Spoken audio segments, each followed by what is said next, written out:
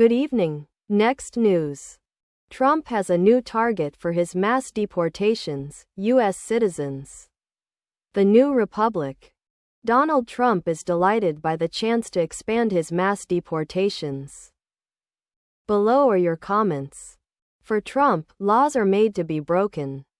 Once he does, then the laws are suddenly questioned as to their validity. Who's to stop him? Certainly not the Constitution. Even though the courts start addressing whether he indeed broke the law, it takes time and he uses had time to continue his mission. See more. I don't know what the law says on that, but I can't imagine the law would say anything different. NY body surprised by this? Trump doesn't understand what the Constitution is, let alone what it says. This is a very slippery slope. He's already arrested people without warrants, and no proof of their wrongdoing, just based on the color of their skin, where they came from. Many legally. And because he didn't like something they said. He will do the same thing to American citizens. If you don't think this could happen to you, you're not paying attention. I don't know what the law says on that, but I can't imagine the law would say anything different. Trump said, I can tell that the law likely says you cannot send a U.S. citizen to a foreign prison. To do so would be denying that person's protected civil rights. But if that is not the case, I know someone who should go there tomorrow for violating the rule of law. Almost daily. It has been proven that he already is deporting people who are here legally with no criminal records. The U.S. Department of Justice has openly admitted that many accusations of deportees being tied to gangs have zero evidence to prove them or, in some cases, clear evidence to contradict them. Yes, Trump would deport an American citizen if he didn't like what they said about him. Then, he would lie and say the person was a domestic terrorist or say it was a mistake, but he can't do anything about it. We've already seen the precedent for his actions. No one is safe. Thanks, MAGA. There is a little thing called the Constitution and the Eighth Amendment.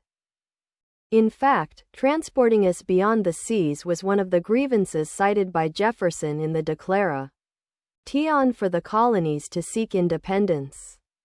A judge has already ruled that Trump can't deport anyone to El Salvador with no connection to that country. It has never cared about the law or the U.S. Constitution. It only cares about its massive ego and bank account. It has already removed the trust and faith in us of our former friends and allies. When it is gone, we will have to build that trust and faith back over many years and with great effort. That is provided we are not engaged in battle with them. Perhaps over Greenland, Canada or Panama.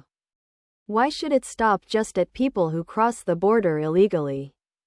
Then, let's do that to people who are convicted of 32 felonies as well. 00. The mere fact that some action is against the law or violates someone's civil rights has never stopped Trump before. Why would we think it would stop him now? I've been warning people that Trump will deport U.S. citizens soon. It's coming.